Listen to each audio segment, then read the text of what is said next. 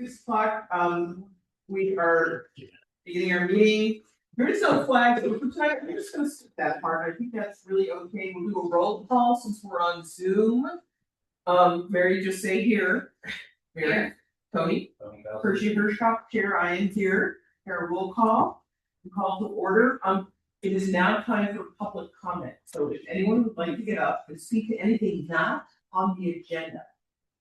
Yeah. Now's your chance, Rebecca. Introduce yourself, let me know where you live, and then we'll go from there. Okay, I'm Rebecca Extra, my husband and my daughter Sybil, and I just moved to 14 Berwick Road, right on the corner from the Italy. Welcome. Thank you. How's it going? We took over from the lovely Benoits. So I did step up from here. I wrote this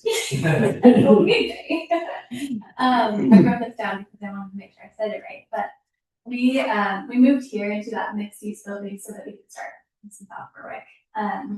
And this week we've been working with Alan through the permitting process, and we learned that our minor home occupation permit doesn't allow us any form of signage, but a major home occupation permit appears disproportionate for what we're watching, which is a small appointment-based garden design business.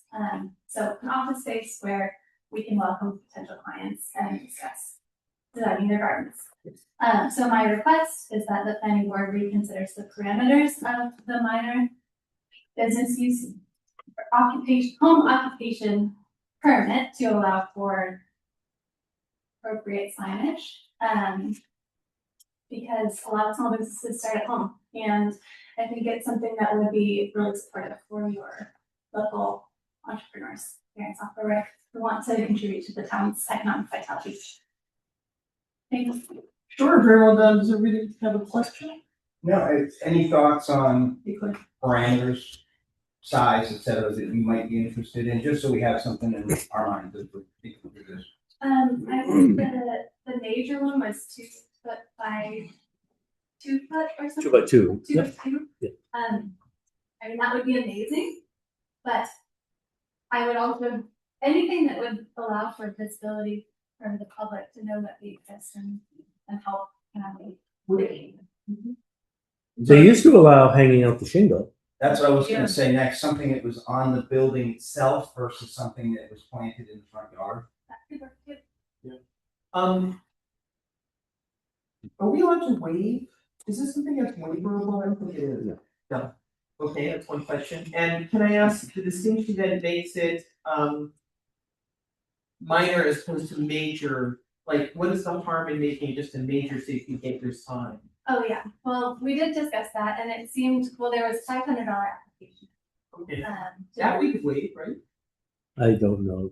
I don't have the I don't authority know. to do Okay, anything. just starting. Okay. That was definitely prohibited for us. And then there was a complete site review plan, and it sounded like potentially an architect would have to come visit the property at our expense, and that seemed like a lot more than you would be able to manage. Okay. With new baby business. I hear you. Wow.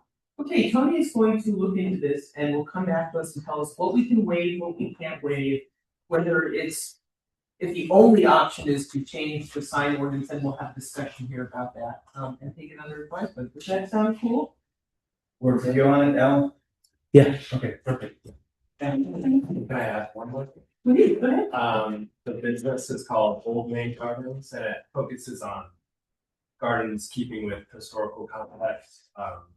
Yeah, I'm working with churches, historical monuments, museums, and property owners of historic buildings. But you literally are just having an office in your house? Yes. Okay, okay. Ah, it's kind of, you came in, thank you. Yeah, There we go. yeah. Most people just skip it, okay, all right. Well, thank you, I won't embarrass you by making you stay for the rest of the meeting, you're welcome to get up and leave if you're not, if you don't want to sit there, because it's, you know. Thank you, and that, those are actually, we've been sort of, there's been a lot of discussion about sort of overhauling, but we just haven't had it actually at this moment. But now that you're hearing this, we will take that up, Yeah, and that hasn't been brought up. yeah. No. No, I mean, there were a few other people who had minor home occupations, I remember, and have asked, but seemed to just sort of not care and walk away, but I, you know. I think I'll just say as a safety measure, people looking for an address for a business, it just doesn't make it really that easy if there isn't a sign. Like, I was all for letting Pumpkin Town Road, building up there, have a bigger sign than we allowed, just because people driving 55 miles an hour should have to, like, Yeah. squint and then have to turn around or slam on their brakes, so. And we're right on that turn on Berwick Road, and so being able to, one, capture the visibility, make it look like a viable business that people can make an appointment and come meet with us is huge. But then also the safety factor too is like, we don't want people craning their heads to No. see what's going on over there. Yeah, Great, really. wow, Do good, that's we need to excellent. take a next step or follow up with anybody? Well, Tony has volunteered, we actually, don't have really a planner at the moment. So we have a staff position, our planner just left, we just hired another one, but he doesn't really start till July 8th, I believe. So we're gonna all sort of do a little hand holding until then, and there's sort of a lot going on. But we'll try to get to this sooner than later, and Tony's really good, he's gonna look at the couple of things that might affect it, and come back with Alan with. some And you kind could of- just stay active in the planning board discussions every other week. I know where your desk And you is. know where my desk is. Yes, you don't call Alan and ask, we meet every 2 weeks. And what we'll do is, we can put this on the agenda to discuss at least for new business in our next meeting. Thank You you so could have a very nice garden, have a garden up front. with Yeah. The sculpture happens to be your logo. Flagpole, I was thinking, what happens if our flag says 500? You know, you're sitting beside the corner. Right. Yes. I don't have any gray areas on.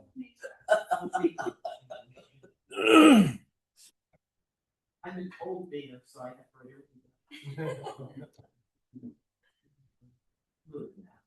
No words, just, you know. I know. No sign. No time. The ordinance says no Hey, sign. we did roll call, Clay, can you, It's like hers. and Aaron, Aaron Rush. thank you. And the later Okay. confusion is the location, that's all. I Any other public comment? No, moving Okay, on. I'm closing public comment. We're gonna move to the approval of the 6:08, minutes from public comment. April 22nd. Huh? I will I'll help you. entertain a motion, since you wrote it, so well, Kim. Who was that? I'll second that. Tony Tony made a motion to motion. approve. Aaron Aaron second. seconded, we'll do roll call because we're on Zoom yet again. Clay, yes. Mary, Aye.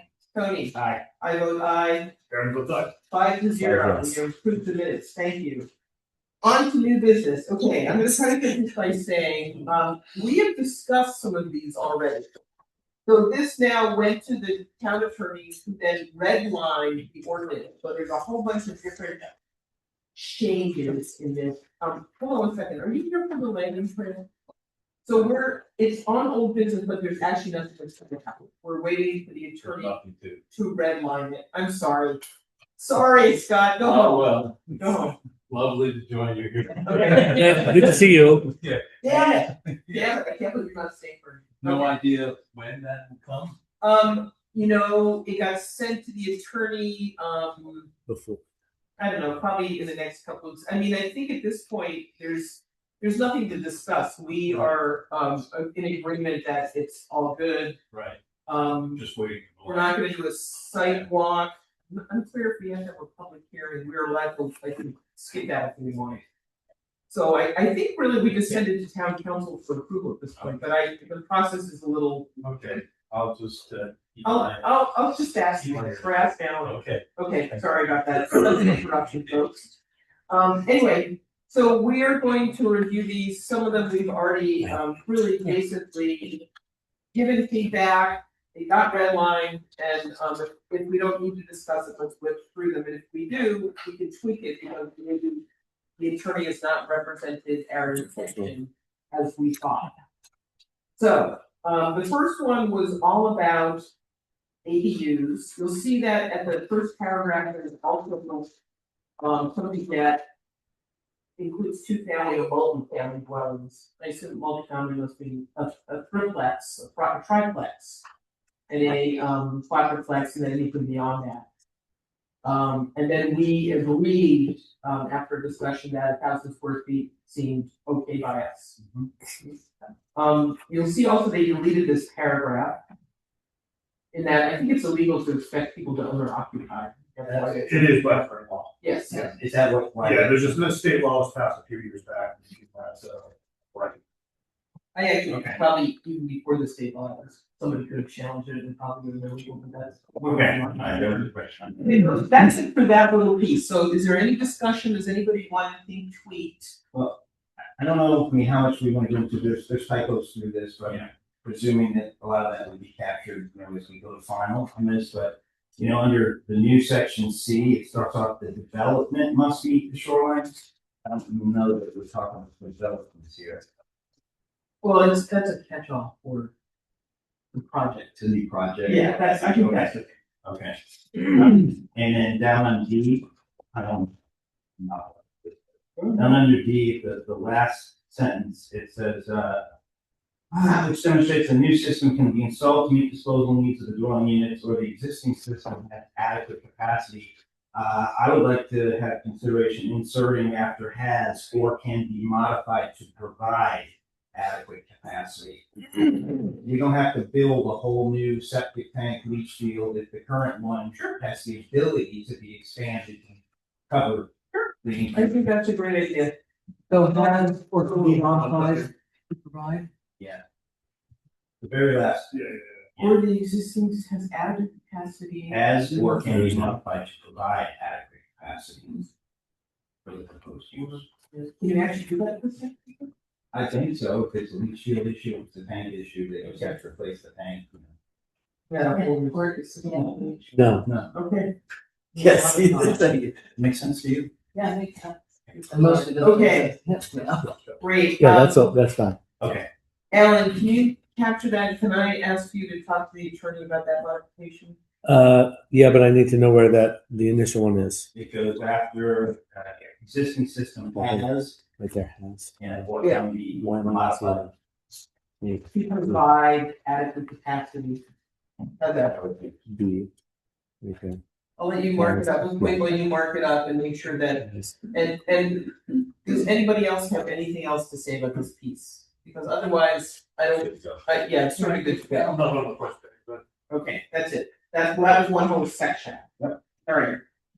Somebody might have to remind me what the section was that we talked about. There you go.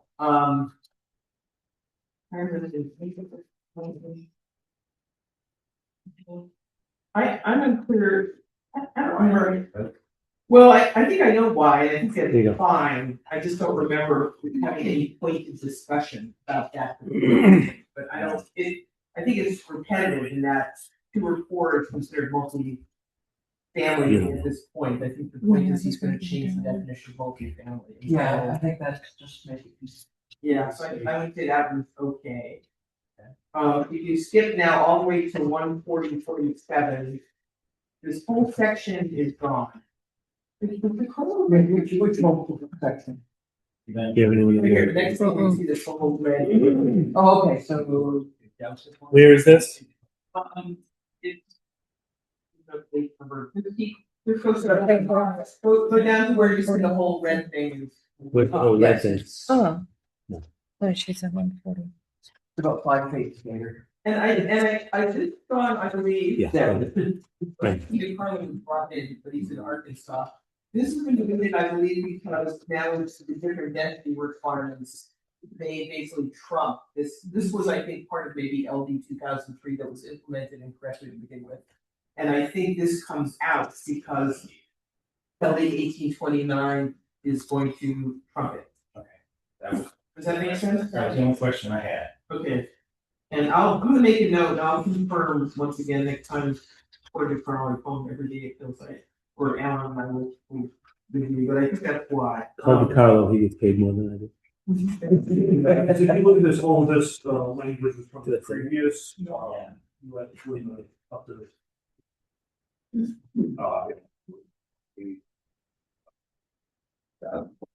No, 2003. 2003. That was 4 years ago. Yeah.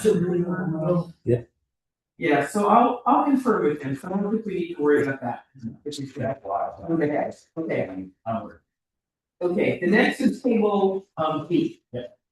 And, he highlighted this because he wants us to actually revise. And part of this, once again, I think, harkens back to partly, this idea of 4 to 2 dwelling units, which in the note is highlighted as well. But I have to make them a little unclear myself on I don't want to. where we're going, because you can see that, Do you have the link? under the 1 through Can you send me 3rd the link? line, it's the growth area, public water and sewer. Is also highlighted this 5,000, 5,000, 5,000 dimensional requirement, right? Yeah. New link is posted. It should be. I think it is two, EDOC, he said, ED2, that's the that's Carlo Brown number 2. Hold on, I don't know where 2 is, but. I think it's just. On the website, right? I believe so. On the agenda. well, there's a 1, Hershey, I have a question. Sorry. DeCarlo is wondering about meeting. Is the link on the website now? the link is on the agenda. On the agenda? On the, Yeah. okay. No, that is not the correct one though. Oh, okay. It is, No. The one that, didn't they correct the posting? it's the same one I cut and pasted the agenda from the last. No, so that wouldn't be That's the not right right. one. Please, can you send, is anything else? Oh, No, I think Dawn took care of that. I think Dawn. I thought was she posted, did. I don't know where she posted it. Oh, okay, she posted. Let's pause a second, because I would love to Carl to weigh in. Yeah, and Why also, won't it? I do have to go back to why we put this, because he told me. You know, I haven't put that, I took it to you to remember, so. He got her. Oops, like that. I can't send it. Right. In fairness, there. Yeah. There's a lot going on. Want to use my Wi-Fi? You might get a call, and might delegate to some of you to help out. We'll see. Does anyone else see whether DB1 or DB2? No, I think you have to click on that where it actually sends it. And then it'll pop I have open. my computer, let's wait and see. Yeah. I got to think about that. I think that's what it is. His first comment, his second, but the only way to see it is to actually hover over it. Gotcha. Rebecca, where were you in Pickering? On Newsom Avenue, right? That's it, the bridge.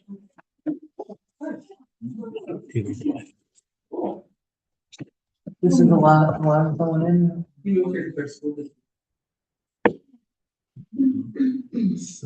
Yeah, they're Everyone wants hanging out to with their 600 students. enter picture. They're not very good. That's it. What's that? Yeah. It's because I'm on a different page. Ah, So here it is. Maybe here before you. So you're. Ask them to look on the, Sort of preservation. Facebook. parties? Not just anyone. It's garden design, typically for historic places. Look at the So our Facebook crappy van Yeah, house because that I believe in- probably doesn't qualify. It's sort of mid-century modern. We're trying to turn it into the little age of that. I don't know. I don't know. When you say 1978 ranch house, I think you're thinking a very different picture. It actually is. Well, we've done a lot of renovations. Because it doesn't look like the It's right still a one. crappy grand house. It's not like it's some modern masterpiece. It's a real driving test. That's not what I would put in any last description. You don't need this is perfect. You wait for the sign. Alan said I couldn't.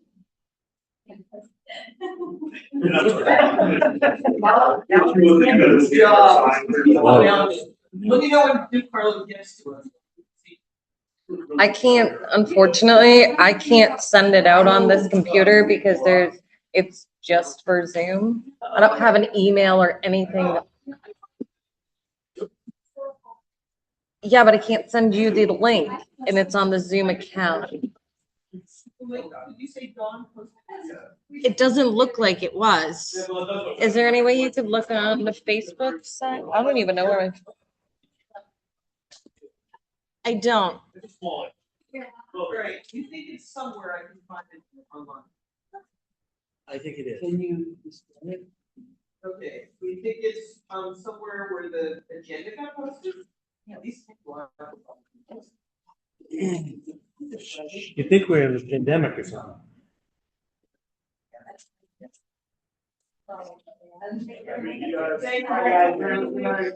Are you okay if I stop sharing for a moment? Is that fine?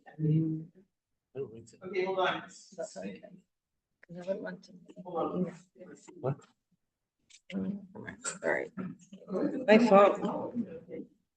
So I'm looking at things to say.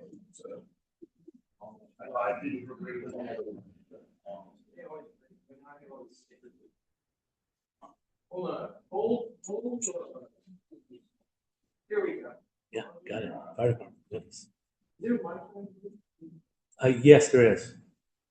Okay, so maybe better. Oh. It says the Zoom says, please wait for the host. Oh, you zoomed into the last one. New link. Hang on. Okay. Ask him if he can. You think it's on the calendar? You think it's under our agenda? What do you think? Hold on. Wow, okay, what's the, is it SB town office? Can I use that one? This is the same. Yeah, fire department, FD is the Wi-Fi. What's the Wi-Fi?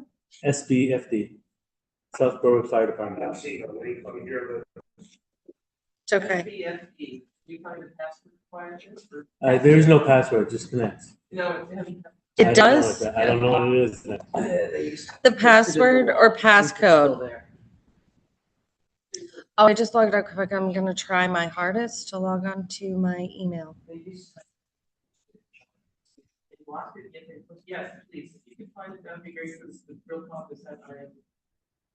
Oh, look at that, I can post it also. So you send out the. It's okay. Dog posts to the agenda for there. Oh, Yeah. I'm gonna try my hardest to sign on to my email. Okay. hold on. So we can be here at the community center for the duration? Yeah. Okay. Did you get lost? Did you go to? I didn't get lost, but I was in the wrong place. Okay, wait, here we go, here's the minutes. Yeah. Okay, When you're on the Zoom. It just doesn't let me get into my email Oh, for whatever reason. so but when you're in the Zoom, can you see somewhere in there the meeting ID and passcode? Somewhere in the background. take care of I think if we have that. Word. Oh, I have the link. You should know better. You have the link that you used. That we usually give to everyone, but it's not correct because they used a previous one and there's a new Nobody link saw it, every so time. yeah. Okay. And I. And they just told me where. And I wasn't the one that set it up, so Okay. But I'm just trying to fine. see- Oh, wait a minute. So meeting ID 891. I'm pretty sure one of these four pitches though. 755. Yeah, see, that's a different meeting ID than that Exactly. was sent out. But if he Yeah. has that meeting ID and passcode, he Can you should. take a picture of that? Okay, I've got the agenda that Dawn posted. Yeah, it's got the wrong information on Hershey, but we've got the meeting ID and the passcode for this like right now, and Can you he just should send be it able to to the type that Carla? in. What is it? This right here, the meeting ID and passcode. Yep. So, Where's your finger? Yep. And tell him, see if he can sign into Zoom with that meeting ID and passcode. It just won't let me sign into my email one. Oh, it is.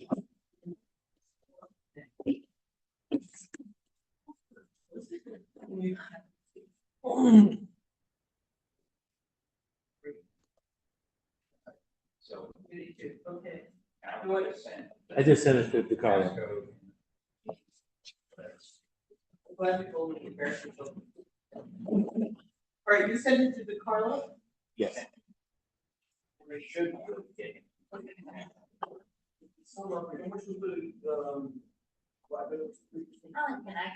you resident question? Maybe.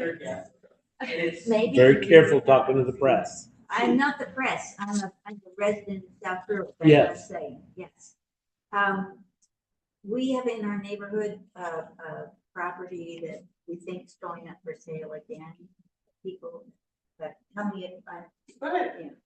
The people, 3 different owners, all 3 of them have violated resource protections on them. And we wonder if it sells again, if there's something code enforcement can do just to educate the next owner that they can't cut down to Round Pond in the big swamp. Karen, when did they violate the resource protection? Every single owner that's been there since 1970 something is violated. How come they never called code enforcement, so they didn't break the They've law? been called. And they were cited for it? And they, I don't know, we Okay. never knew what. But the last one, at any rate, we called. so, okay. But the other 2, we won't even hear for the first violation. Is it along, it's right near your road, right? So what is that? It's Delaware. Is that part of Delaware? It's not part of a road? It's all by itself, it's a little kettle. Is it, and your shirt's listed in resource protection? Okay. Just checking. And I'm just gonna go visit them, it's not with your door. Don't tell people what I'm gonna do, please. Okay, sorry. And I would have to be very careful of that, because I'm not usually, I can't go on someone's property if I'm not invited. Right. So You that's, can see it from the road.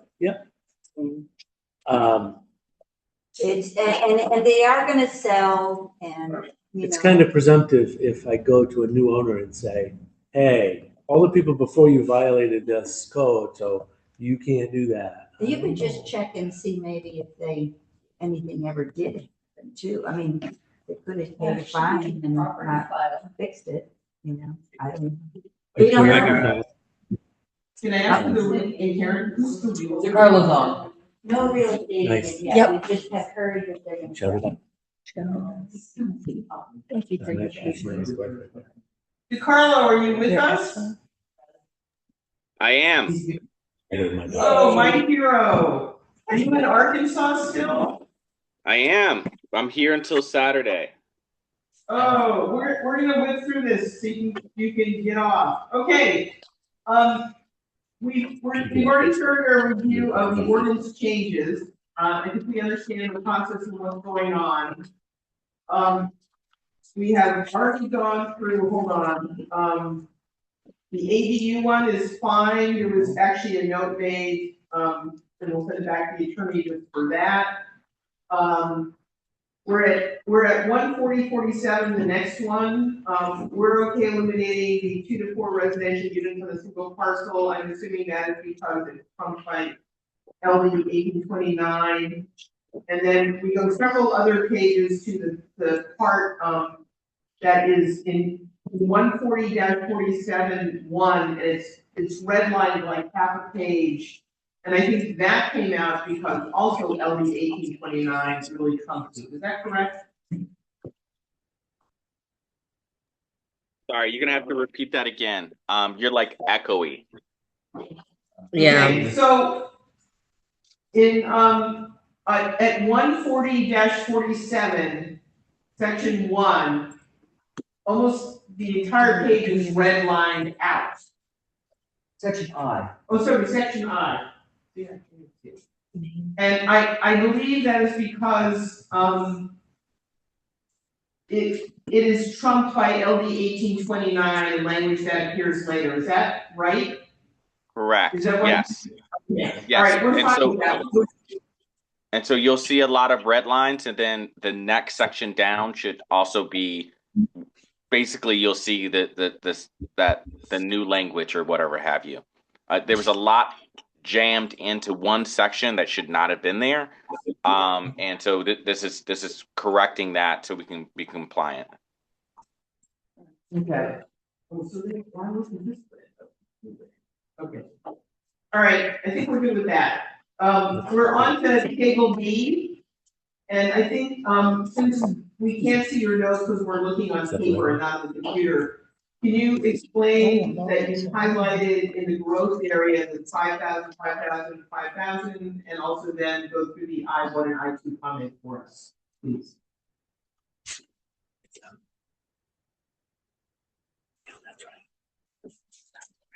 Sure, just give me 1 second, please. Yeah. Sorry. I'm gonna bring that stuff up and then I can walk you through. That'd be great. You are the best. Just so you know, the Zoom meeting is on Facebook. So the Southborough Facebook page has the link. The correct one. The correct one, yeah.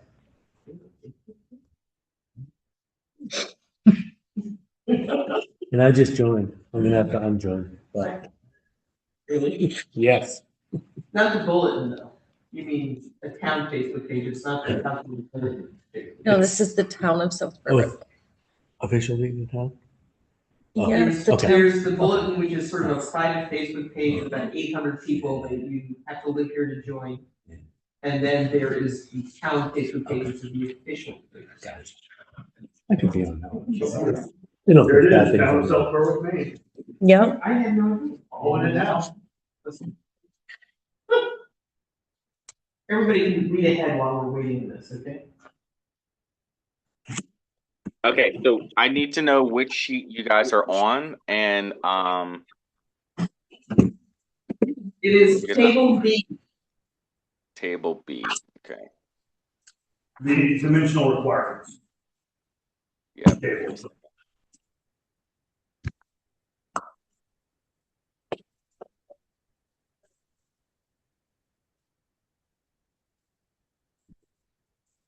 Okay, give me a second. Bringing that up now. Oh, I see. So can I say while he's doing that, so the red mark area, the part that comes after is what has replaced it. That's, it doesn't show we new, we were competitive, it looks like it was there, but that replaced all of it. Okay. I guess so, yeah. Bit of odd. Okay, all right, but it starts the same, Okay. residential. Yeah. Okay. So I am on table B now. Okay, so when you are looking at the chart, you'll see that it has new rows on it from our traditional table B chart, and you'll see that it's been organized the way that you have to separate lot sizes from density requirements, and so the first 3 rows are now lot sizes because this is what the state statute tells us to do.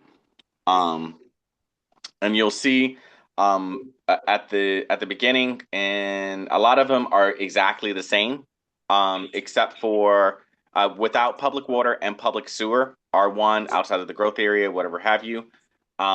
You'll see those are regular, basically your regular sizes. Except for R4 and R5. R4 and R5 have changed.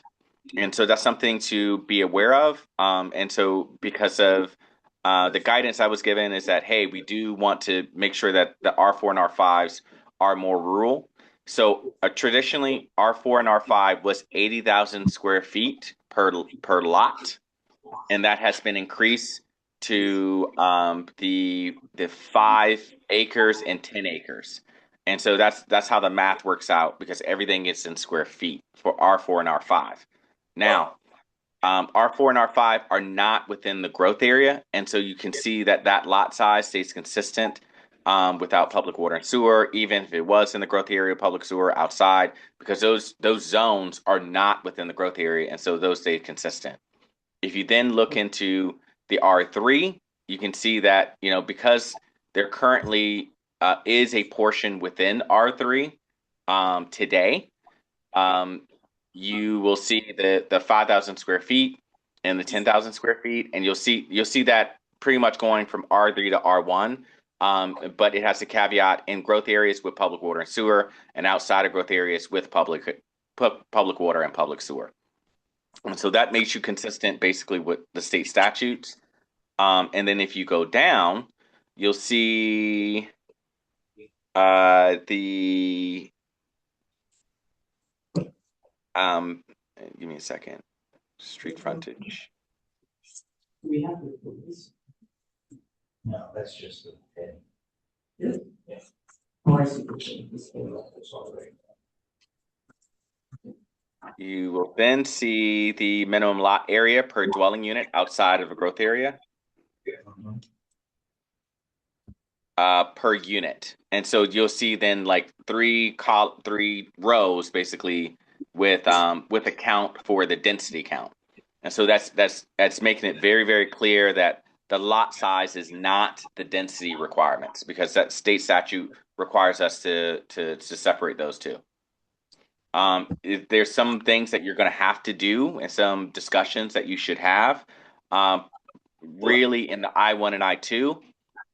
Because of that's an area that is planned for water and for sewer, and I wasn't sure exactly how you wanted to deal with that in either making a new zone just for the residential side that you're allowing more residential on, and then if you wanted to have larger lot sizes on for just the heavy industrial side. We had talked previously about having light industrial and residential closer together, but for the heavy industrial, separating that out a little bit. And that's why I kind of have that highlighted for you guys to start to discuss for that one. Additionally, you're going to have a conversation about setbacks. And setbacks in that basically when we are talking about side setbacks and frontage requirements for those in the growth area with public water and public sewer. There's a couple ways things you can do about it. Really, you can either say, hey, we're going to have a standard, and it's just going to be a 10-foot setback from the sides, making it 20 feet from your neighbors. And then you would have to alter the frontage requirements for those that have for those smaller lot sizes, because you can see in R1A, R2, R2A, and in R3, those frontage requirements are way too big in order to accommodate a lot size of 5,000 square feet. You literally cannot make that. If basically your decision is basically you can either make it 50 feet for frontage in those situations, or you can make them 100 feet. Because a 5,000 square foot lot is going to be a 50 by 100 foot thing. But I didn't know exactly where you guys want to go with that, because it is looking like you may have some interim time between if the state doesn't get back to us in time, you will have that small period of time from July 1st to July 14th where LD 1829 is active before it becomes inactive again on the 14th. That was a lot of words, and I'm sorry, but I'm open to questions. Okay.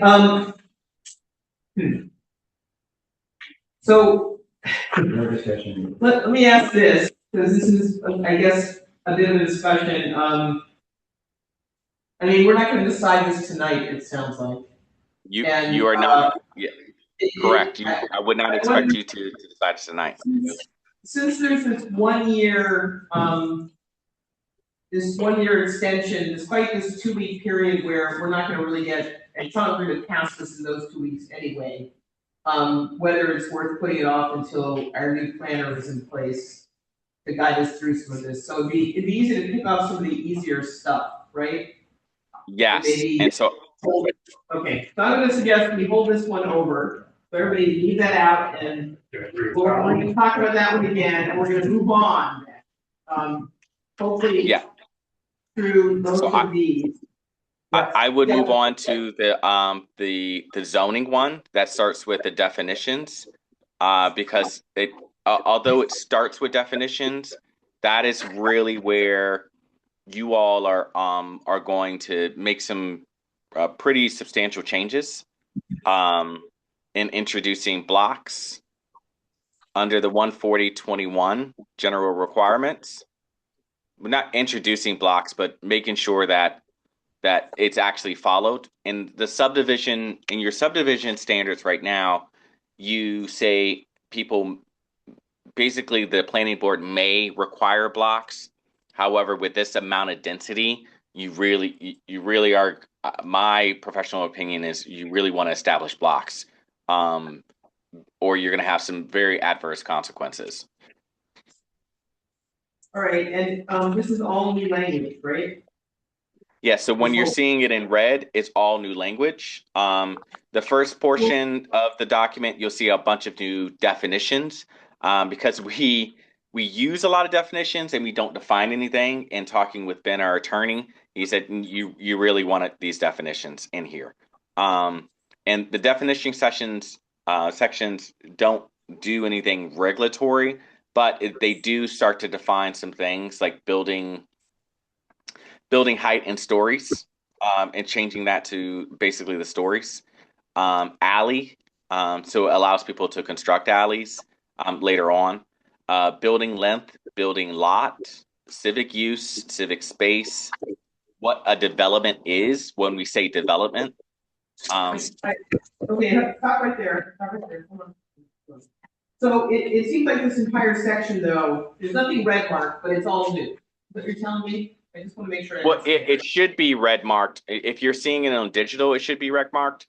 How about this? I'm gonna join on Zoom on my laptop so you guys can see exactly what I'm seeing. And that would that be a little bit more helpful? Yeah, there's all the other ones came through with tracking on and the red mark part. And I'm also, Carlo, I'm wondering if we can just go through those really quickly, because I think these are all things we've talked about, agreed to, and then we can put that to bed and move on to whatever is next before having a healthy discussion about definition. These are the 121.8 waivers that start from that. Yeah.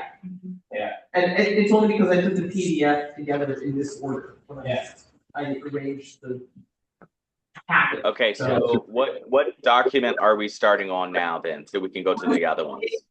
Sorry, 121-8 waivers. Okay, so that should be subdivision. Yeah. And does anybody have a problem with that? No. Great. Okay. Yeah, but I don't know what a hammerhead is. A hammerhead is when it ends, the street ends like this, and there's sort of a turnaround like this that makes it look like a hammer. So you can pull in.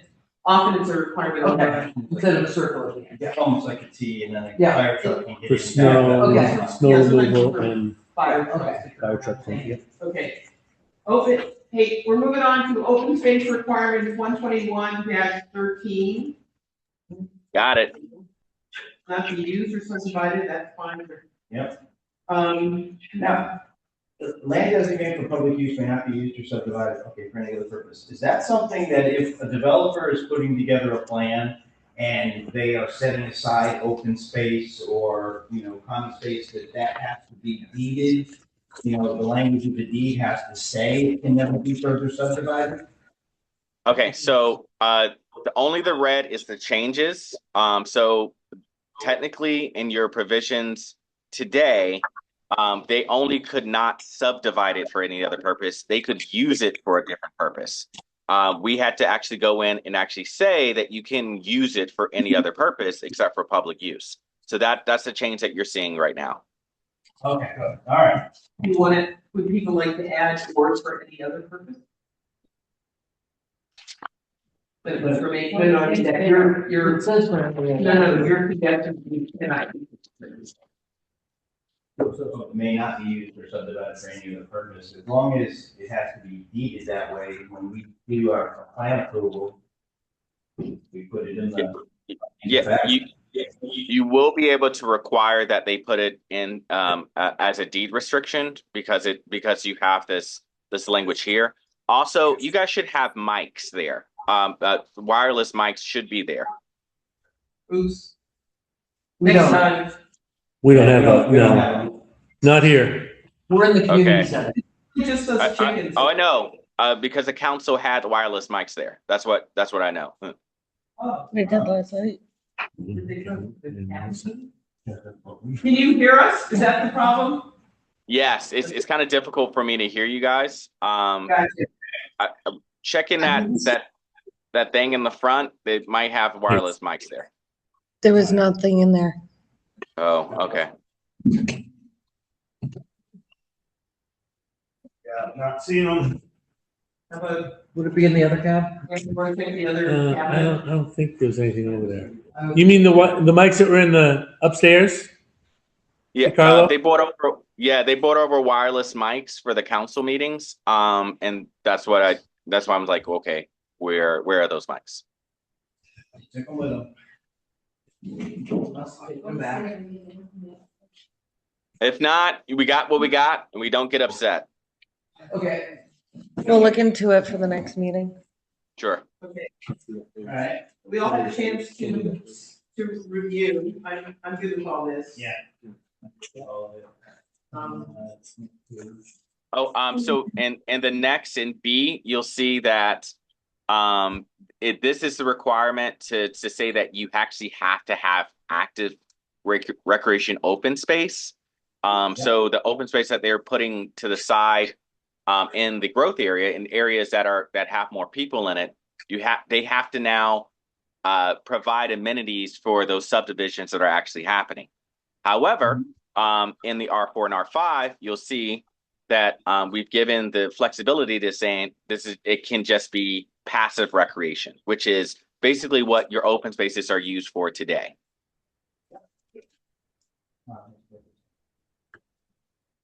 And it sounds like there's, we have the right to waive it, yes? Somewhere down here, I see an E. Yes, I mean, honestly, you can, yes, you do have the right to waive it, and your subdivision standards do allow you to waive a bunch of these things, but this just sets up your base standards. Okay. I'm okay with all of this. Does anybody have any concerns or comments or changes or questions for DeCarlo? Hey, DeCarlo, the next page, last paragraph that starts out upon waiving the requirement for land reservation or of land reservation, that requires a deposit of a cash payment equal to the assessed value of the portion of the land required to be reserved. How do we determine what that is? I mean, That's is it easy. the current? So it would be the current assessed value. That's why we use those exact words, equal to the assessed land value, because that's the tax assessor's land value. So there's not something that they have to go out and get a valuation of the land. It would be what is the percentage of the land value that there would have been required to put to open space, right? I mean, that's the calculation that we've used before. Is that that's amount that is that the lots have been reduced as in order to get the land in there, and you're just literally taking a portion of a percentage of that land value. So if the bigger parcel is, I don't know, 50 acres, and the land area that's required to be reserved is 1 acre, then we know that's 2% of the value of the land, and so you can just see. You can literally go on the website and into the GIS and seeing what is the assessed land value for all of this acreage, and you times 2%, boom, you have your calculation. All right, minor adjustment, but can we say equal to the current assessed value? Sure, absolutely. Yeah, they go through and make all these improvements. Well, the value of the property is going to be improved, and the tax rate may be increased. Just to make it clear.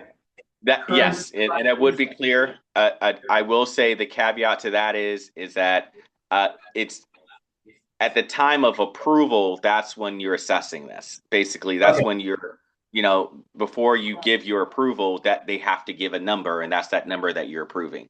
But I say yes, current assessed value would be a great change to that. Yeah, equal to the current assessed value at the time of approval. Yes, at time of approval, yeah. Right. I do have a question though, has this wording gone by a lawyer already?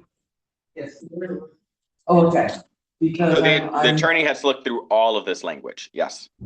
okay, because it implies to me that the assessed land value of the portion of land required to be reserved is not a percentage of the assessed value of the land, it's the assessed value of that portion, which we don't do separately.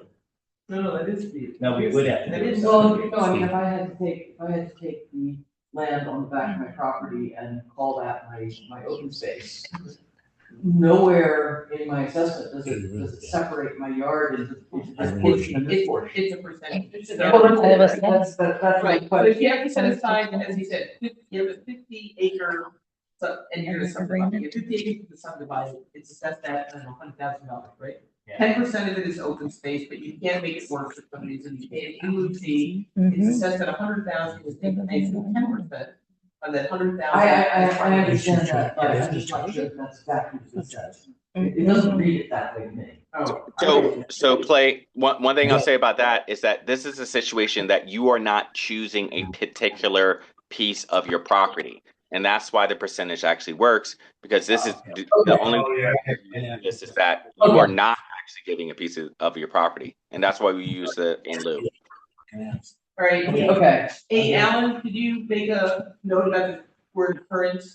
Yes. And have an approval to relay that to the. I did not. Okay. I think we need to get that somewhere and it gets back to you. That is. So it's in the page. Yeah, not the little note below, but November, let's circle it.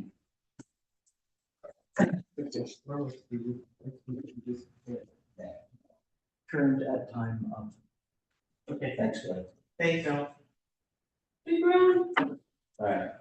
Okay, we're on to 121-15, blocks and lots. All right, so this one's a good one. And so this one you actually have some flexibility. And so what you'll see here is number one, any proposed subdivision shall be designed that every lot has access to a public or dedicated street in accordance with the comprehensive plan. Basically, and blocks exceeding what it was saying previously is blocks exceeding 800 feet in length, but that didn't make any sense because it either had to be a perimeter, and that's why I added on any side.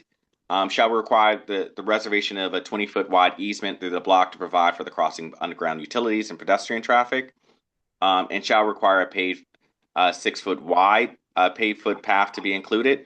And so you can see that you already wanted that. You literally already wanted that, and so I didn't have to add too much language. What I specified is the side of the actual block. Now, I will say that with this one, you can go between 200 and 300 feet on any side, so you can make that path. I put it at the lower end of 200, but you can go up to 300, and it still does really work. Okay, yes, so is this for any subdivision? Yes, because you should be, when you're doing a well, you'll see that you can exempt this from small subdivisions. For small subdivisions, you can exempt these standards from. And you'll see that when you're going further down. And so for I would say like a 5-lot subdivision, they'll come in and say, well, does this really make a lot of sense that we divide it in this way? And you can say as a board, no, it doesn't really make sense if we're just doing 5 lots. However, I'm going to interrupt you just for a second, DeCarlo. Kim's laptop is running very low on power. The owl is plugged into her power. I've never had this happen before. It's not charging through the owl, and her battery is going to die. This is a different laptop than I'm used to. So this is great. Okay, I see that you have a charger. Can you give her your charger? No, that's not the problem. The owl plugs into the charger port on This laptop. on this laptop. No, No. there's nothing. I looked. How does that work? Okay. I have the charger with me, but there's no. Well, what's the album? It shows the video. It connects to the car. Is on mic. So it should probably hear it. Yeah, So I don't, It's I don't know okay. how to- so we have approximately. Right. And that is 20 power. minutes. It's connected to a computer. No, that's. Yeah. That's this one. So where's this going? That goes That's to the as owl. well. That's Okay, the you know owl what? data. We're- I'm so sorry. Okay. Wait, it puts into the power? No, that's not power. That's, Sit. Okay, Sit. engineers, That's a please. C. Don't unplug It's that. okay. Don't unplug it. but it gets power from the other cord. It should. So this should only be a data cord. But Should that- only be. That occupies the C. No, that occupies it. It turns it on once it's plugged in. As a So data she connection. can't charge her laptop now? No, it's Is there okay. no way to, There's no other way. It's okay. you're gonna die. There's nothing I can. Okay, so there's Yeah, this- let's- yeah, like, let's- changes. Okay, No, I got what you're saying. okay, All right. I'm all right, so here's what we're sorry. gonna do, we're gonna finish the red mark piece and get as far as we can, and then we're gonna let Carlo go. Okay. And that's just the That's way fine. Okay, I just wanna ask, so if you did a subdivision in R4 and say we allowed it, and you were gonna have 100 houses, you'd have to do it like a block, you couldn't just have like cul-de-sacs and roaming, you couldn't make it look like Old Mill or Aggie, you'd have to line it up in blocks. What- Is that- Well, yeah, so you can, so Old Mill actually is a perfect example. Old Mill and Aggie actually, they actually do have blocks. They have larger blocks, but they actually do have blocks. And in that case, you're gonna have, you would use your best judgment of, depending on the amount and like the scale, right? You may be able to give, you would give waivers to certain portions of the subdivision. And so if they're doing 200 units, then you say, well, the majority, yes, we want you to have blocks, but then they have some leftover land and they still have a bunch of unit space. And you say, well, this section at the most rear portion that is going to be bordering another rural area, we don't really want that portion to have blocks on it. And so you can say, okay, for this portion, we're going to give the waiver for. But this puts into place that no, these standards actually have been in place for decades, is that no, you actually do want people to develop within the block system, because it is better designed when you're having a number of units be put in, whether that is downtown and that has other requirements, or if you're making a lot of units in an R4 and R5 area, because it makes it a lot more compact. Okay. It's there and preferred, but if we look at the topography, we look at the proposed design, and it makes sense to us, we have the ability to grant a waiver for some or all of the new proposed development. Correct. I think also on the paving requirement. And that's. Well, we already will discuss that later. already have a sidewalk requirement. Yeah. And, we have waived occasion for smaller development. This is the footpath between to the back, this is not sidewalk. Yeah, but I think, Oh, you're right. yeah, that provides. Path I can see, but the page irritates me partly because paving is not very large. And Carl, is that what we're talking, under Yeah. B, a paved 6 foot wide footpath? So, What, yeah, it is a sidewalk. It is meant to be a sidewalk. Yeah. It can be a sidewalk. It doesn't have to be a sidewalk. I don't want to see the paved things. I'm not sure what you mean by that exactly. You mean like So- behind, like you get a pocket neighborhood and there's like a trail between or behind houses that isn't adjacent Correct. to the road? Is that what you mean? I got you. Correct. Okay.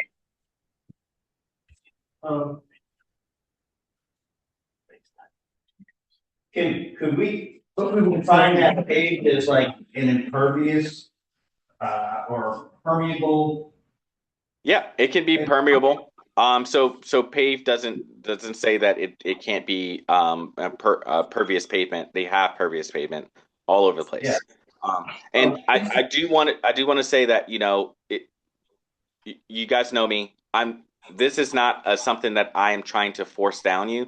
To force down your throats. This is an introduction to the actual word, so you can start having like real conversations about, okay, we've talked about the concepts.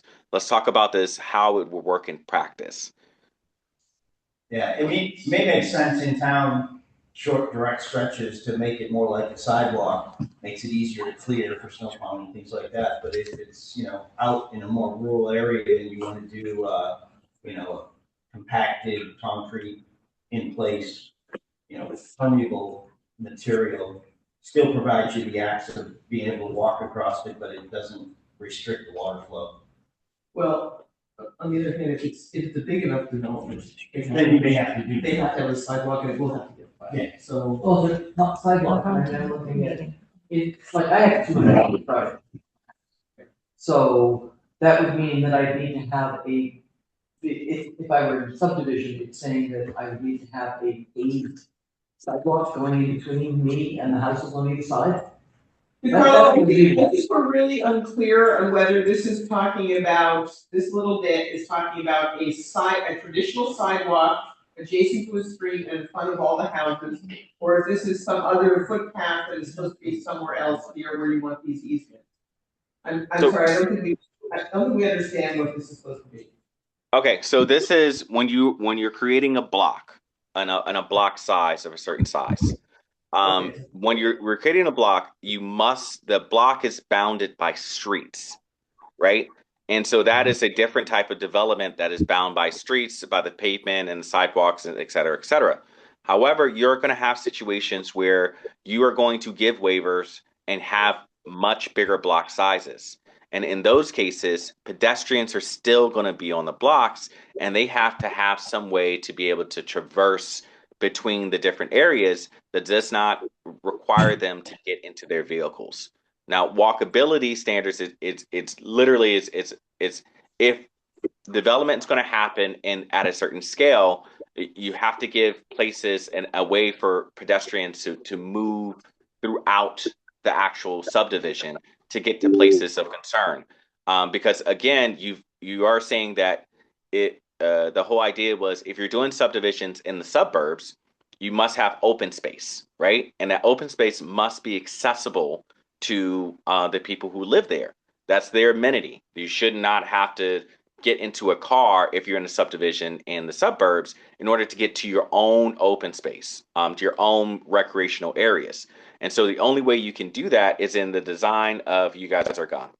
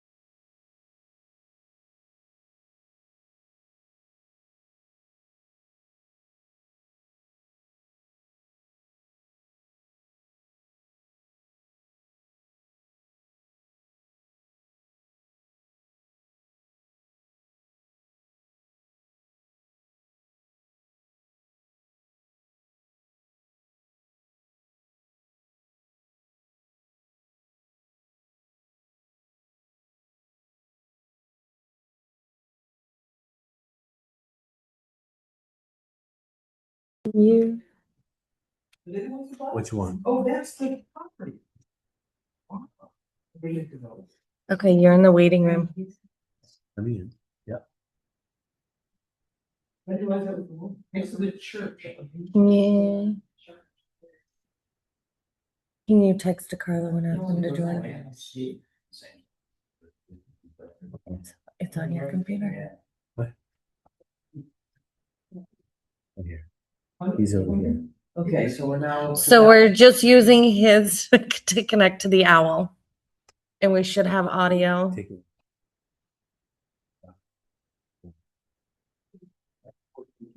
Two ports to plug in the power cords as well. What's out of town? So- I have 2 ports to plug in the power. No, his laptop doesn't have one. And mine doesn't either. And then we're gonna whisper, there's not much. Okay. Let's get to the last few pages of this. So I'm hoping this is still recording. It's still going on. Let's go through Carlo also. You want me to get DeCarlo on? I'm gonna ask him to rejoin if that's okay. Cause I have it plugged into his laptop and I'm just praying it'll be okay. And I just plugged mine in to charge. You want me to get DeCarlo? You want me to get DeCarlo on FaceTime? No, ask him to join the meeting so then we can actually see if it works. Okay. Yep.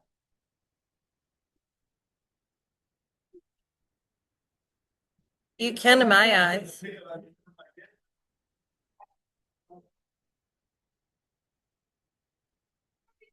I was doing that, nobody said anything like that. Which was a workshop.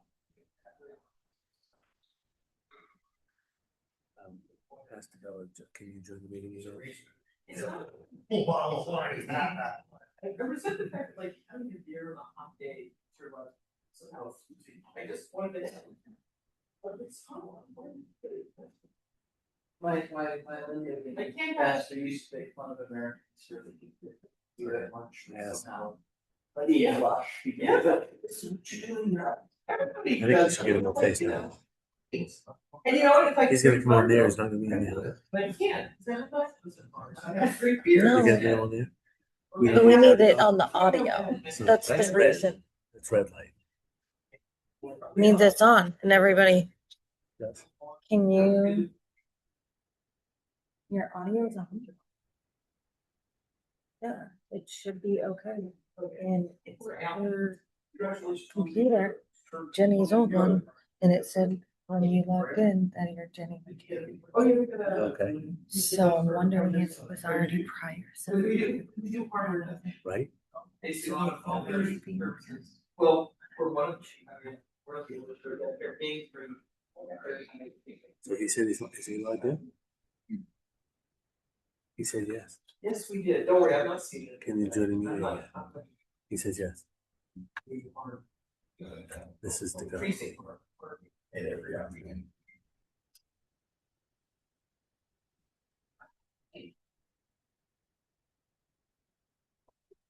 Glad to get back on. Oh, I was at home first. It was 8:05. Yeah. It's why is the AC on? it was extremely hot when we walked in, but I don't think anybody touched anything. It's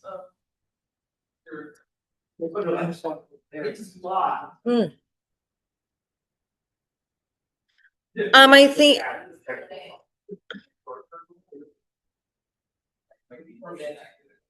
Okay, I'm gonna give you 5 more minutes. no, Is he back? I just, yep. Here he is. Yep.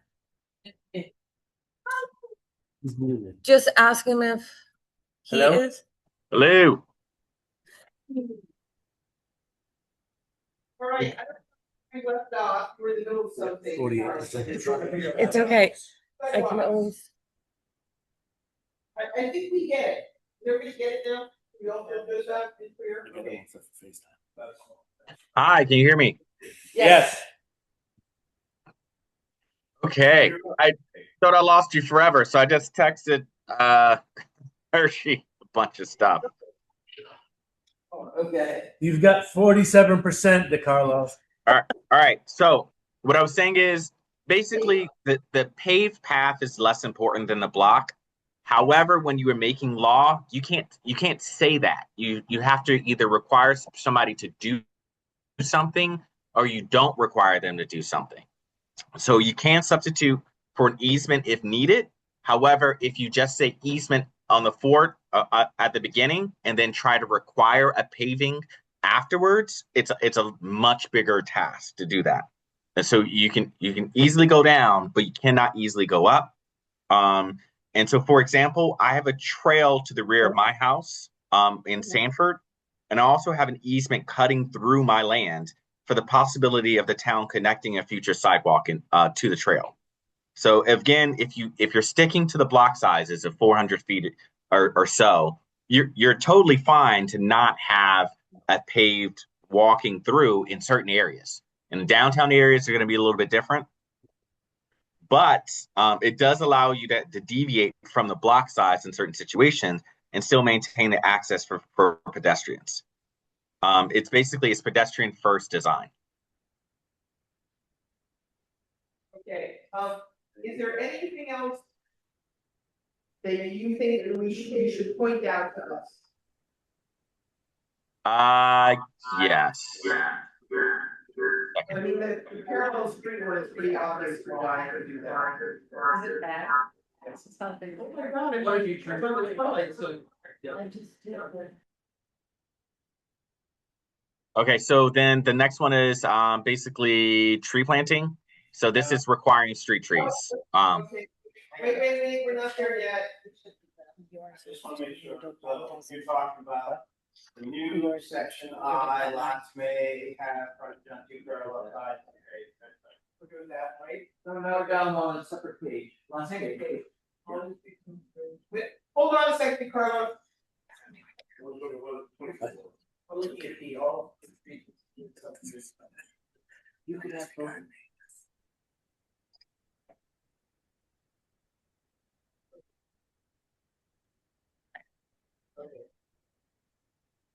You still there? Yeah, I'm here. Hold on a second. No. Okay, here's my suggestion. Okay, can you, No. we're moving ahead to tree planting. We're gonna actually take this one. I don't know. Yeah, so. So 121-24. Yeah, can you tell us through tree planting? So this is just introducing street trees for subdivision. And so basically it's a basic standard of 1 tree per 50 feet of new street installed. And it's just making sure that you have some vegetation near the street. You would do this if someone has clear cut everything and there's no vegetation in this brand new subdivision. And so that makes sure that there is some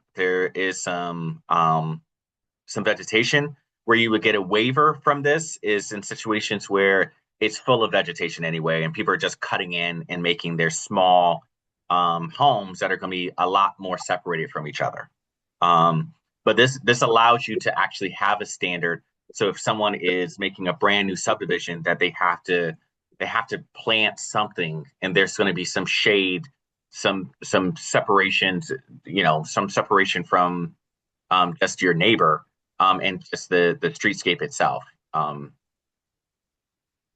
so can I ask, can we make sure it's native? Yeah, you can say native. And also, I mean, for big subdivision, I'm assuming it'd be a landscape architect, right? Who will do the right thing. Should we worry that people won't do the right thing? Always. Yeah. You have to assume that they will not.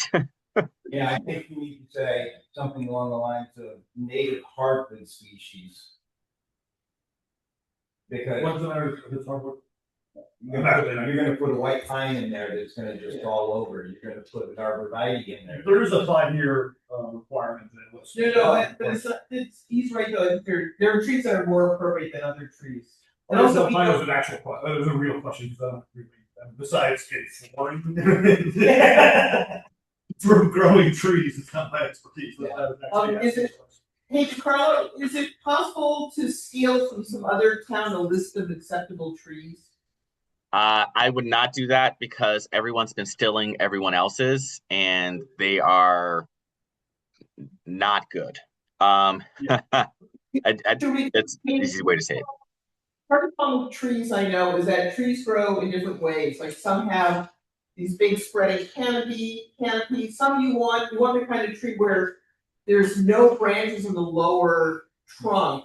And then they end up spreading above because those are better for pedestrians, right?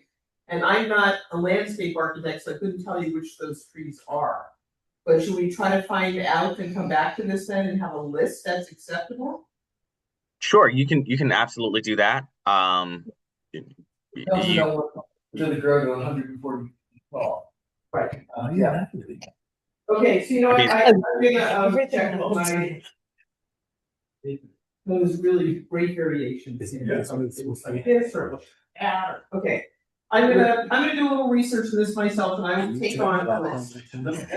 Carlo, you know, you put in here, if anything dies within 5 years, it has to be replaced. What happens if the replacement dies? At what, I mean, And so that's what I'm saying that, so this standard this actually is a standard. Like, so they know if it's on their requirement for their approval that the trees shall survive for a length of 5 years, then they have to keep replanting it for that full 5 years to make sure that that meets their requirement. And so, you know, you can put a requirement on the subdivision that says that they shall maintain the vegetation in these spots if you have a planting plan or a landscape plan, and then for the life of the subdivision. But as far as standards from the town goes, when we're making standards for planting, that they usually have to survive between 2 and 5 years, and that's a standard thing that the town can do. Just on the face in these type of regulations. it turns out it's an HOA. Well, yeah. Yeah, Okay. the HOA or the developer has to make sure it survives, and that's why it's written like this. It's not saying the HOA shall maintain it, because it might not necessarily be an HOA.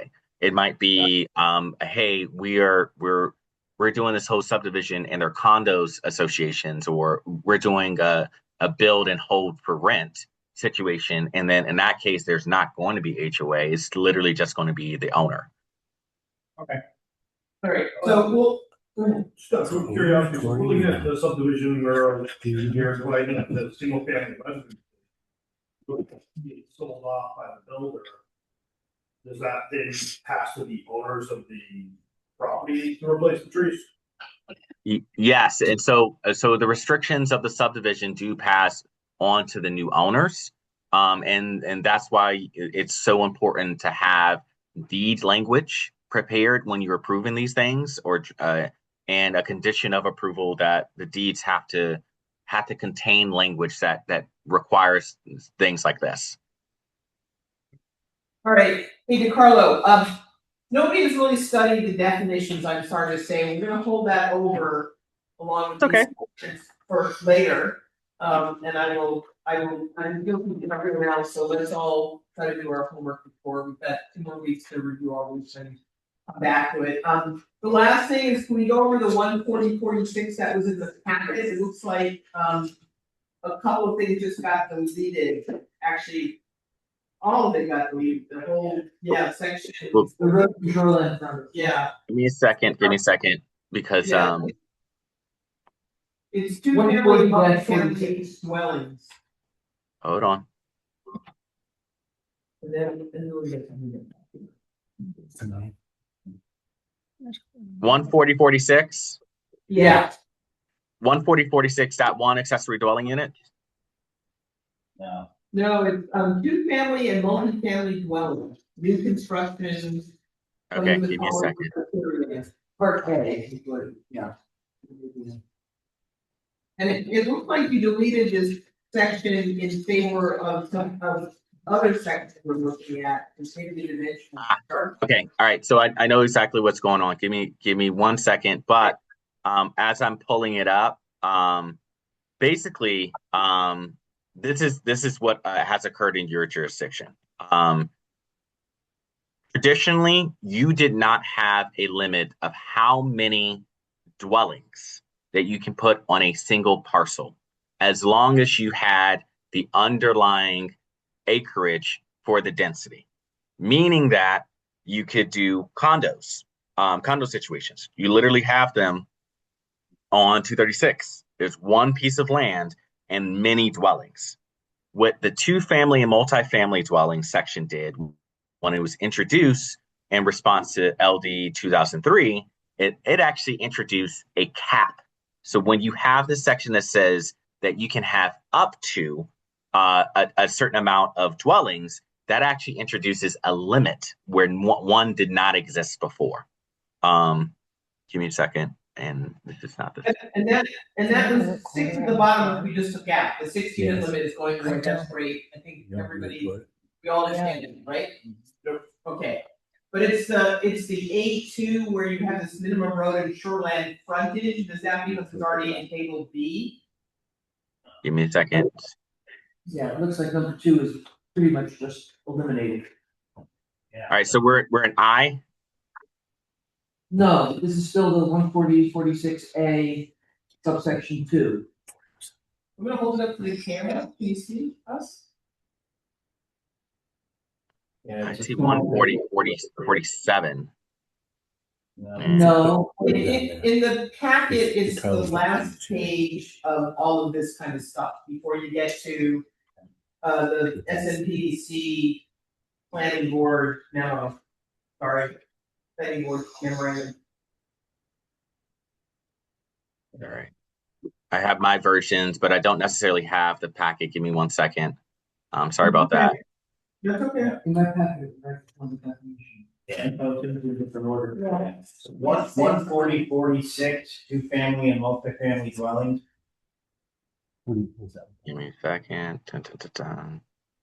Just a minute. Is this whole table has disappeared. It's crossed out, Rob. 21. Where you get to that's the PDC stuff.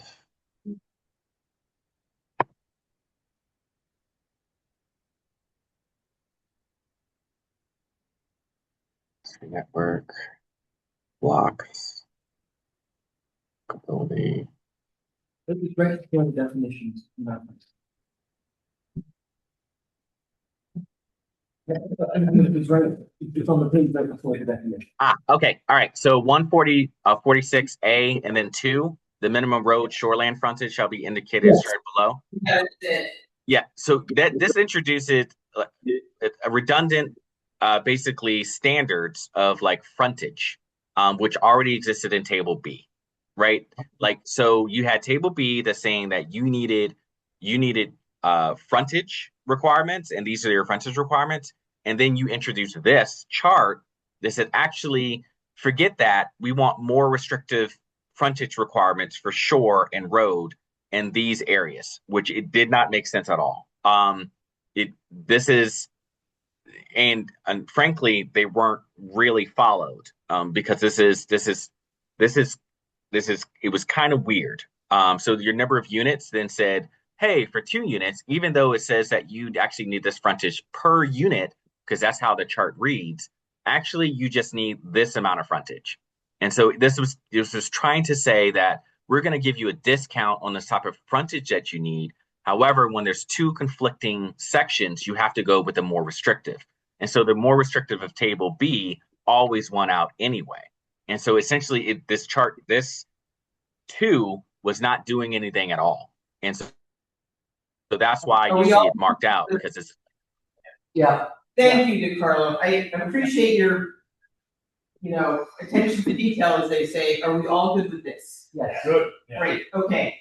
DeCarlo, we've gone through now these revisions, these red lines. We're gonna hold over the blocks and lot ones and the definitions to review. I'm not really sure if we'll need your input, we need you, but maybe not get one of those. And hold that over for old business. So my question is, do we need to vote to approve, now that we've seen these revisions and a few little tweaks we've made? Do we need a? No. Hearing? So I would first write down the exact provisions that you are okay with going forward, right? Because I gave you a lot of stuff. I noted them. Okay, and then once you know that and you have that exact list, right? Then staff has to draft that exact amendment, just those pages, and then you request a public hearing for those exact amendments. I don't want it to get too messy out here, where you have a situation where you think that you're putting a public hearing together, but because the public hasn't been able to exactly read the exact changes that you want to happen, that someone is then coming out to protest that that notice, adequate notice wasn't given for these changes. And so it's a lot cleaner to just tell me exactly what you want. I put that in one section, and then you guys go, we want a public hearing on this. Good to go. And I'm sorry, and I'm missing who's doing what in this. Are you gonna go back to, you and I will sit down and you'll go back to the attorney with the tweaks we need? And we'll get. No, Are you getting there? She's getting those to you, DeCarlo? Yeah, you can give those to me. You just tell me what you want, and I will send you an email with the little tweaks and which ones we have discussed and feel are ready to go and which ones are not. Okay? Yeah, absolutely. And all of these have been checked by the attorney, by the way, all of them. Okay, so Carlo, we undertake it, for final, and then we set a public hearing. Great. Final version. Set public hearing. Great. And we have to vote to set public hearing. That's not forget that. Okay.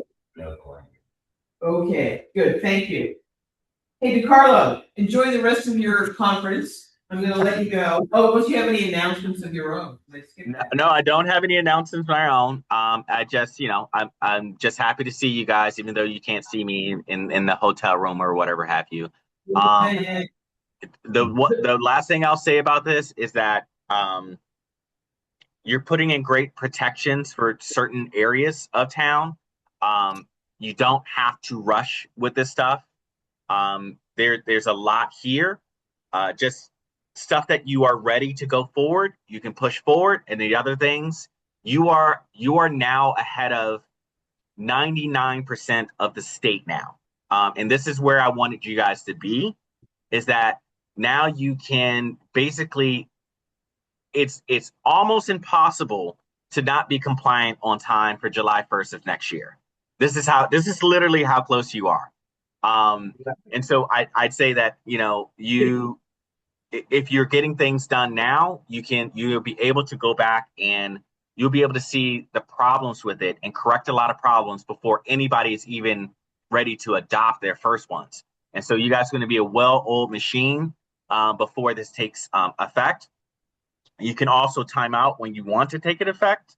And so if you saying like, hey, we really like this, we want this to take effect now, but we want this to take effect maybe in 2 months. And so if we want a little bit more time with it, that'd be fine too. You really are in the driver's seat now, and I'm super proud of you guys. You guys are working very hard for this. Carlo, here you go. Should we consider doing a moratorium on applications for that gap period? I'm going to be honest with you. Somebody has to be extremely good to get a subdivision of that size of any type of size during that time period. They would have to get something in, like, it can't be July 1st because there's no time to actually hear the application. They would need to have enough time to put things in and to get it to your engineering review before it hits your desk. You don't have a lot of oversized risk when it comes to just those 2 weeks. You may have somebody who's doing a lot split, but lot splits you're not going to see anyway. So your risk is limited, but there are some protections that you can put in place as far as your most wants. And so this is why we're doing this process right now. You can say, hey, this is most important for us to put in right now. And then you'll have time to do the stuff that's way less important to you. I think we're good. Oh, yeah. Hey, DeCarlo, real quick. So, we were back and forth this past week regarding the commercial center, commercial complex, and changing use within those structures where the entire building was approved as a major site plan. The language throughout the the ordinances is not real clear on how that process should work. Should we take the time to try to develop, within those types of buildings, where it's a single entity, came forward as a major site plan, minor site plan, commercial center, commercial complex, multiple uses. Should we come together and put together some language as to how the process works to change from one occupant to another, so that we can have some guidelines for Alan and the board to know what we have to review and approve and what we don't? Yes, so really how it's normally done is that you give the flexibility in the approval itself. They would normally ask for a number of different uses like retail and office, and personal services. And then the development itself would be approved for all of those uses, basically. And that way they never have to come back in because they're using those uses inside of their complex. And they can easily switch over. I would look into language that makes it a little bit more easier to do. Similar language to the stuff that either a waiver type of situation like you've done in the B1 and B2 that people have already taken advantage of. That's a quick way to do that as well.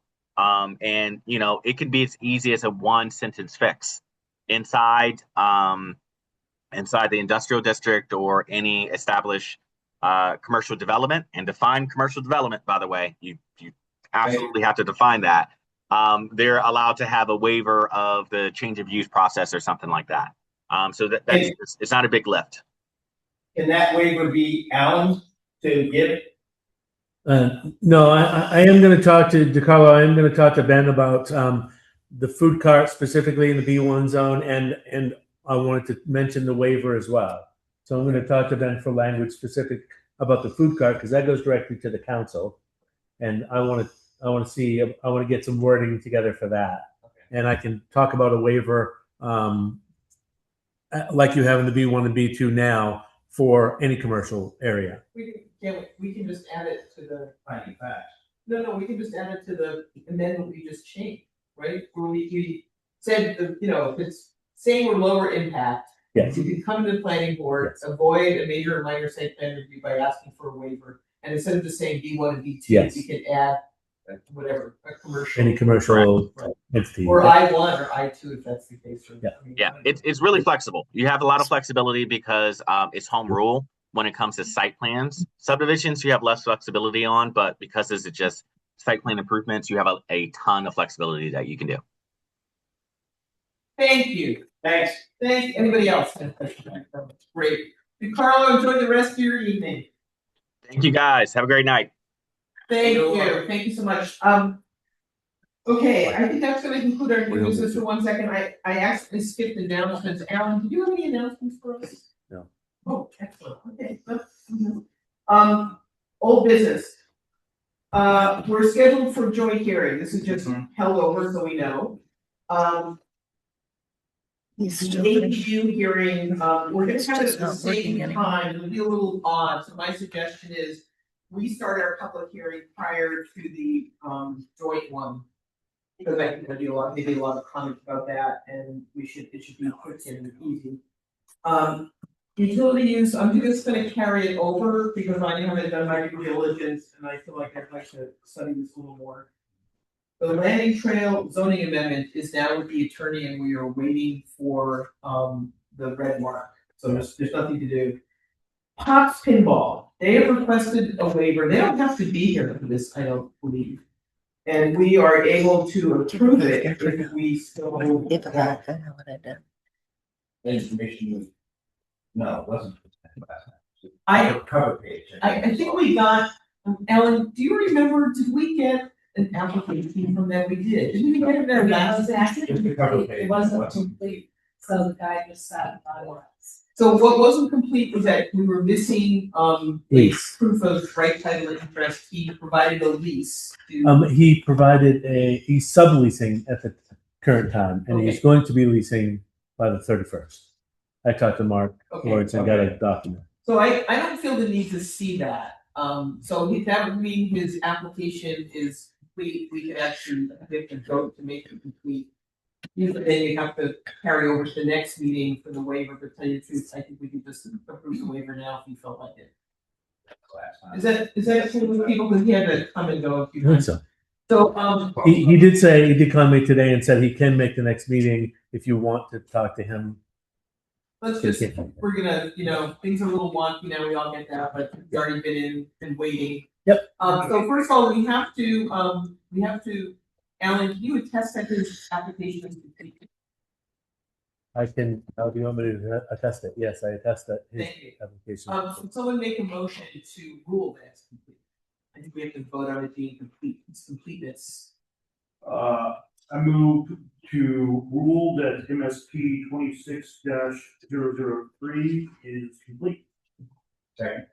All in favor, Clay? Aye. Mary? Aye. Tony? Aye. Hershey votes aye. Did you get Aaron that? votes aye. Okay, so now we deemed it complete.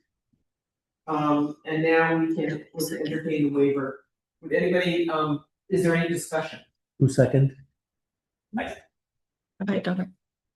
I did. think we're going to make a motion, then we have a discussion. Would somebody like to move that we grant the waiver for Cops Pinball Main Street?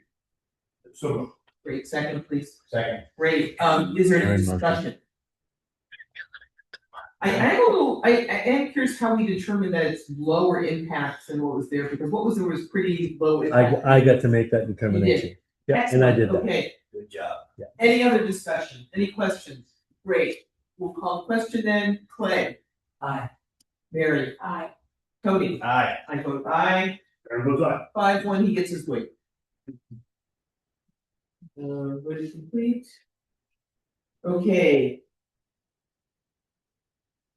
Amber, I can't wait to kill aliens there. DeCarlo, are you still on here? Can you hear us? He's not up. Yep. Yeah, I okay. consider Well, with the waiver, where do we go now with that, with those businesses? Can he just continue on? he can now start his pinball business. So the change of use now is official as the board has voted on it. Okay. So he can now establish that pinball use. And now he needs to do the stuff for you, honestly, Alan, with building permit and stuff like that. Yep. See? We are on to MSP 26-001. Did everybody get their packet? Yeah. Okay. All right. So, we have a memo in your packet from SMPDC from James Rapp that, says there are things that we are missing, that makes this incomplete. So, I'm unclear if actually when this came out, that it actually got to the applicant. And I don't believe it was sought probably, so putting our packet on our agenda. So I'm gonna hold this over as old business again. They're not here, obviously. And Alan, would you please make sure they get this? And they're prepared to submit the pieces that James has called out that they're missing. And then. Do I have that? You should have it. Okay. It was mailed, I think Jen. Part of this? Okay. It's part of the package. Okay. Not only that, but Jen mailed it to you. I remember Yeah, seeing it somewhere briefly. in there is Yep. in the many emails we all get, and I missed it for a while too. Jay, and if you're, sorry, if anybody has questions, you should feel free to contact James directly at SMPDC about this. Yeah. So the next step for this is that, they came in for, let me just go through it, they came in for sketch plan, right? We gave them suggestions, they've now submitted their revised packet, it's been reviewed, it's not complete. The next meeting, we will vote on its completeness, we will not discuss it other than that, and then it will be held over for the meeting after that, hopefully to go into prelim review. Did I get that right, DeCarlo? Kinda. He's having. But it was close. It's very, very close. So the reason why you're not doing anything today is because one, the applicant hasn't had a chance to look at the materials, and two, it hasn't been adequately advertised as far as, hey, this needs to the abutters, and for the paper, we need to advertise this for that it's going to go to review. So you can conduct a public hearing on this thing that you're having. So when it comes back in for time purposes, you want the applicant to be able to first review the comments and have a chance to respond to the comments, right? And either they're going to choose either to say, hey, we want to go forward with the review process before the board, or they're going to say, all right, hold off. I need to fix a couple things. So when this goes before the board, all the questions are handled. That's what's most normal to do. because if not, you get into this weird cycle of continuations, and because you're waiting on materials. So they're going to come back with materials, and at that time, it's time for staff to, hey, we're going to advertise this and notify that it's going into prelim review. It'll come in. Technically, your decisions are, one, to make sure that it is a complete application when it comes before you for a formal review, when the applicant is there. And then next, I would recommend opening up the public hearing so anybody can comment on it and the neighbors can comment on it, etc. And then after the public has their say, and they're able to say, you know, we love this, we hate this, we want this to change, we want more of this, the public hearing is closed, and then you can start your formal deliberation of the application. So the public hearing is. And at that time you deliberate, and you either, I'm sorry? Is the public hearing coming before we go into prelim? Is that what you're saying? No, this is the prelim. They've submitted for prelim. So this is the application for prelim. You're saying that their prelim application packet is complete. That's what you're saying. And then it goes into public hearing space for people to talk before you do your actual deliberation on the merits of the application before you. But this all is the prelim process. This is all the prelim process. But we won't vote on the completeness of that preliminary package until Alan has a chance to give them this memo and they have a chance to revise. Yes. Yeah. Okay. Yeah. Yeah. Okay.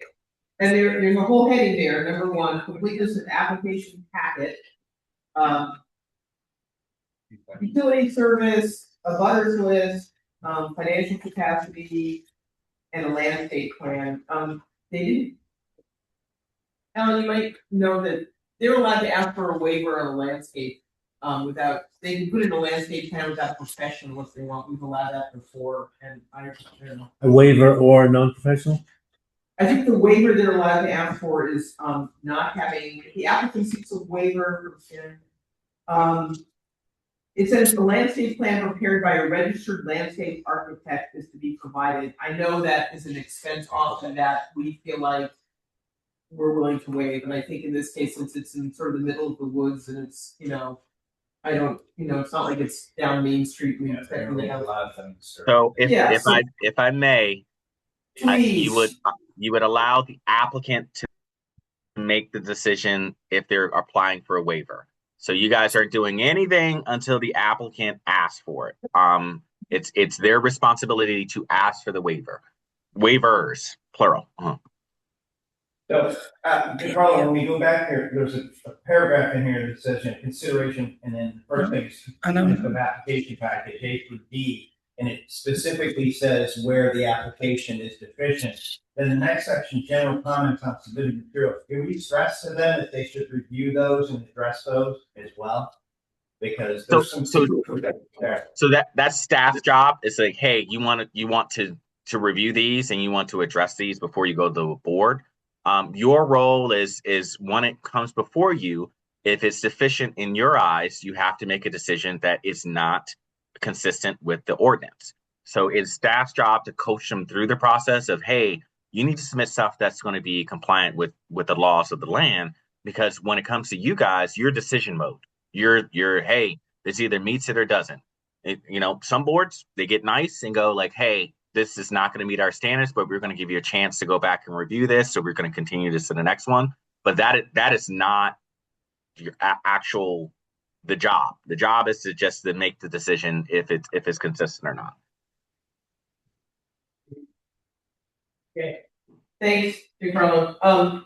So I impressed on people. I did review this, and actually, it's a lot. I mean, the bulk of it is, of course, you know, a lot about sand, city, soil, you know, soil things that we just get. But there's going to be a lot of stuff in here around storm management and some resource protection issues, maybe. And so so dig into it, get your questions ready, mark it up, and we'll be prepared when we get to it. All right. Any comments from the board members? I just, thanks to Alan, the work that you guys put Yes. into yourself, Hershey, Well, you too. resolving that issue for now. Alan's doing great. Alan's doing. And Kim, thank you for being here. Thanks. Right, any else, we're adjourned. Thank you. See this? USB-C. Bye, guys. Thank you.